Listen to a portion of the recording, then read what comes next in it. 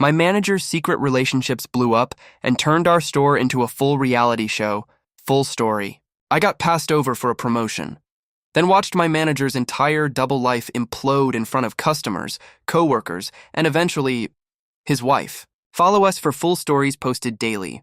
We're serving fresh tea all day. Back to the story. Hello, Tea Talk. It's Alex. And 3 months ago, my retail job turned into a live episode of chaos. And somehow I walked out of it with a promotion I should have had all along. So I work at a big box sporting goods store.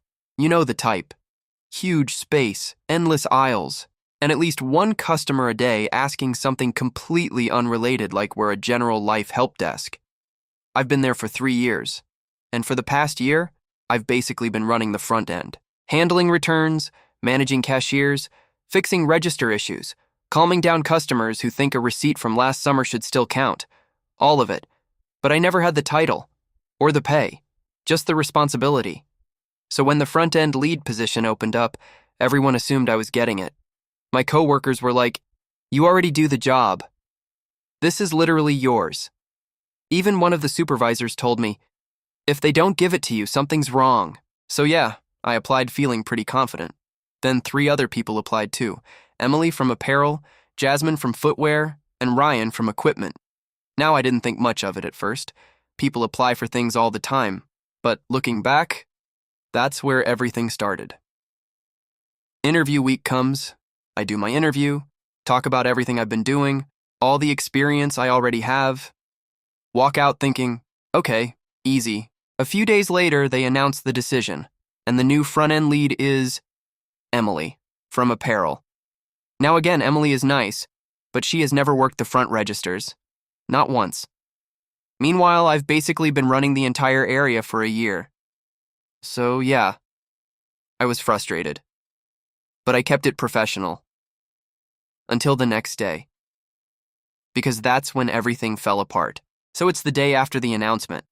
I'm up front like usual, running the registers, fixing a return, basically doing the job I didn't get promoted to. And that's when I see Jasmine walking up. Fast, not casual, focused. Right behind her, Ryan. Also not casual. They don't even look at each other, but you can tell something is about to happen. They walk straight up to Brian. Not in the office, not private. Right there on the sales floor. In front of the registers. In front of customers. In front of everybody. And Jasmine starts immediately. "You told me I was getting that position." Brian tries to keep his voice low. "Hey, let's take this to the office." She cuts him off. "No, we're not doing that. You told me I had it." Now people are definitely watching, like fully stopped what they're doing watching. Ryan steps in. "Yeah, because you told me the same thing." Now Brian's looking back and forth between them like his brain is trying to reboot. "I never said that." Jasmine laughs. Not a happy laugh. "You didn't say that? Are you serious right now?" Then she drops it. "I can't believe I wasted my time messing around with you just to not even get the job." Silence. Complete silence. Even the beeping at the registers feels louder. Brian immediately goes, "Lower your voice." And that's when Ryan just goes, "Wait, you've been seeing her too?" Jasmine turns. "What do you mean too?" And Ryan steps forward, looking directly at Brian. "You told me you were done with all that. You came out to me. You told me you wanted to be with a man. You said you were going to be with me. You said you were leaving your wife." Now it's not just tense, it's chaos. Because now everyone knows. Customers, employees, everyone within 10 feet. Brian is just standing there, completely exposed, trying to say something but nothing is coming out right. And that's when Emily walks in. She has no idea what's going on. She just sees a crowd, employees gathered, customers lingering, everyone staring at one spot like something big is happening. She walks up slowly, confused, and one of the cashiers at the front, who genuinely has no filter, just asks her straight up, "Wait, did you sleep with Brian to get the lead position?" Time freezes. Emily's face changes for just a second. Then she forces a laugh. "What? No, that's not..." But she looks at Brian. then at Jasmine, then at Ryan, and she can see it. Whatever is happening is real. So she says, slower this time, "What are they talking about?" Jasmine crosses her arms. "You should ask him." Ryan just shakes his head. He's been telling all of us different stories. And that's when it clicks for her. You can literally see the moment it hits. Her entire expression changes, and she looks straight at Brian and says, "You told me you were going to leave your wife for me." And just like that, everything explodes. Now all three of them are talking at once. Jasmine is yelling, Ryan is arguing, Emily is furious. Brian is trying and failing to calm everyone down, and at this point someone near the registers quietly says, "I'm recording this." And honestly, nobody even reacts, because it's already way too far gone. So at this point, the entire front end is basically frozen in place. Nobody is working. Nobody is checking out customers. Everyone is watching. Jasmine is going off. Ryan is arguing over her. Emily is now fully locked in, yelling at Brian. And Brian? This man looks like his life is buffering. He keeps saying things like, "We need to calm down," which is the worst possible thing you can say in that moment, because nobody is calming down. Jasmine steps closer to Emily. "So he told you that too?" Emily fires back instantly. "At least I didn't find out in the middle of the store." Ryan jumps in. "He told me I was the only one." And now it's just voices over voices over voices. Customers are literally standing there holding items like they forgot why they came. One guy just quietly puts a basketball down and stays to watch. Meanwhile, the person recording has now moved closer. Like this is front row content. And then, the front doors swing open. Hard. Everyone turns, and in walks a woman moving with purpose. Fast steps, focused, not looking around, just scanning. And then she locks eyes with Brian.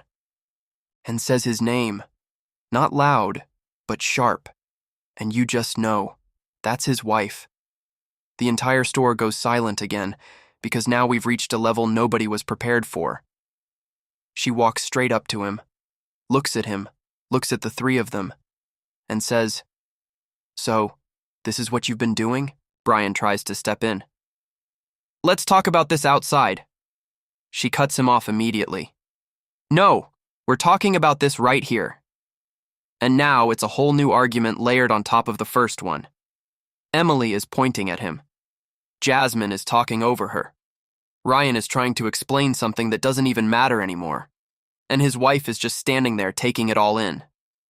Then she looks around. At the employees. At the customers. At the phones clearly recording. And something in her just snaps. She turns, grabs a nearby display by the front, one of those stacked racks, and shoves it over. Everything crashes to the floor, and right on cue. The cops walk in. Perfect timing. Like they hit the exact moment everything tipped over. Turns out someone had already called them earlier when the yelling started. They come in fast, start separating people, telling everyone to step back.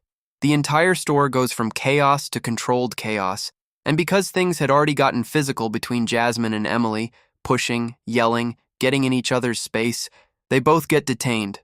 Brian's wife, too. She's still arguing as they're walking her out. Ryan, just standing there, quiet, like he just watched his entire life decisions flash in front of him. Customers are being moved out. Registers are shut down. It's a full shutdown moment.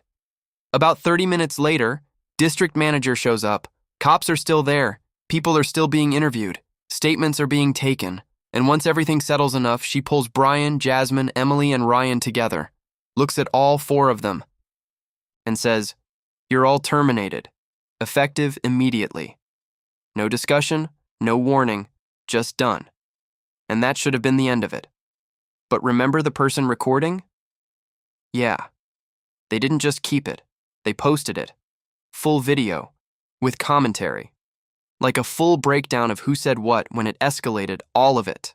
It spread fast. Way faster than anyone expected. People were sharing it, reacting to it, replaying moments like it was a sports highlight, and it made the store look awful. So about a week later, corporate came back, and this time they went higher. The assistant manager? Gone. Even though they weren't there that day, The district manager? Also gone. Reason? They should have caught this before it escalated. Which honestly, yeah. Because this didn't start overnight. This had clearly been going on.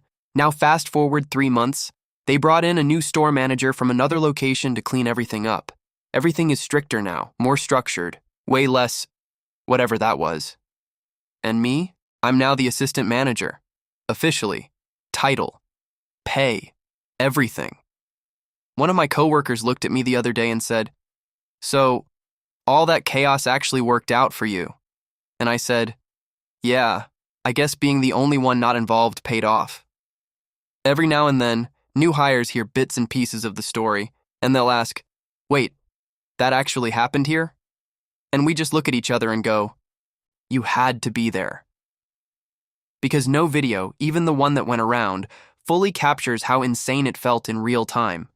So, T-Talk, would you have stepped in before it got this far? Or just stood back like I did and watched everything unfold?